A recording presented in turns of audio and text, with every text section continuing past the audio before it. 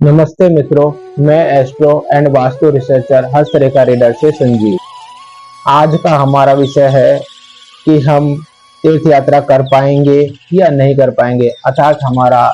धार्मिकता का स्तर क्या होगा, हमारे धर्म के प्रति आकर्षण क्या होगा, या हम धर्म के प्रति हमारे जो कर्मों की गति आकर्षण के फलस्वरूप करते हैं या हमारे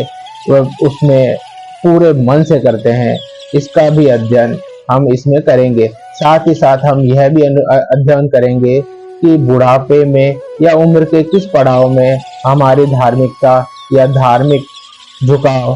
किस स्तर तक और उसकी प्रगति या उन्नति होगी,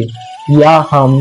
बुढ़ापा में देव स्थान की यात्रा करेंगे या नहीं, या हमें कभी देव दर्शन होंगे या नहीं। मान लीजिए यदि हम देव दर्शन करेंगे तो या उन्हें किताबों में पढ़ेंगे या यात्राएं करेंगे, तब हम उसका धर्म का आवरण धारण करेंगे, या फिर हम दान के माध्यम से या ईश्वर के भजन के माध्यम से उसे प्राप्त करेंगे, या उसका स्तर हमारे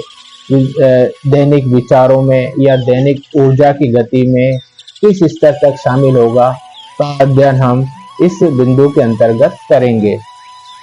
मान लीजिए जातक की लग्न कुंडली या प्रश्न कुंडली में लग्नेश का संबंध तीसरे, नवे, दसम भाव से दृष्टि, युति या नक्षत्र संबंध तो होता है, तो और इसी के साथ नवमेश का जो संबंध है लग्न भाव से या लग्नेश से होता है और बृहस्पति और बुध ग्रह से जुड़ता है, तो हम तीर्थ यात्रा करते हैं। इसके साथ ही यह संबंध पंचम भाव से हो और तो हम हमारे जिस भी हम इष्ट को पूछते हैं उससे संबंधित हम धार्मिक किताबों को पढ़ना और धार्मिक विचारों को सुनना या भजन के रूप में उसे पढ़ना पसंद करते हैं। हम सत्संग में जाना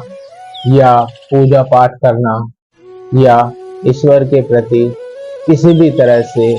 शब्द स्मरण कर उसे प्रसन्न करने की कोशिश करते हैं। इसको हम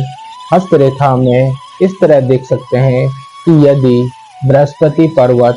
उन्नत हो और उस पर आड़ी रेखाएं हो या शुभ चिन्हों वर्ग व्रत हो, तो हमारी धार्मिक उन्नति और धार्मिक गति और हमारे धार्मिक कर्म अधिक होते हैं और हम अधिक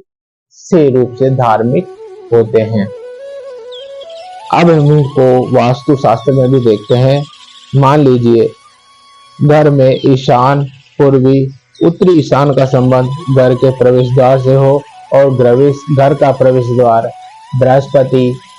सूर्य और केतु के पद पर या केतु के स्थान पर हो, तो हमें यात्राओं का सौभाग्य प्राप्त होता है और हम अधिक से अधिक यात्रा करते हैं। घर के उत्तर भाग के काफी उन्नत होने पर हम धार्मिकता के रूप में धर्म से जुड़ी हुई किताबों को पढ़ना पसंद करते हैं और हम अधिक से अधिक किताबों को पढ़ते हैं और धर्म को अधिक से अधिक जानने की कोशिश करते हैं। लंबी देव यात्राओं में अगर ईशान, उत्तरी, पूर्व या उत्तर का संबंध दक्षिण या नैऋत्य कोण से होता है या उसकी दृष्टि युति होती है, तो हम लंबी यात्राएं करते हैं। इस प्रकार हम यह तय कर सकते हैं कि हम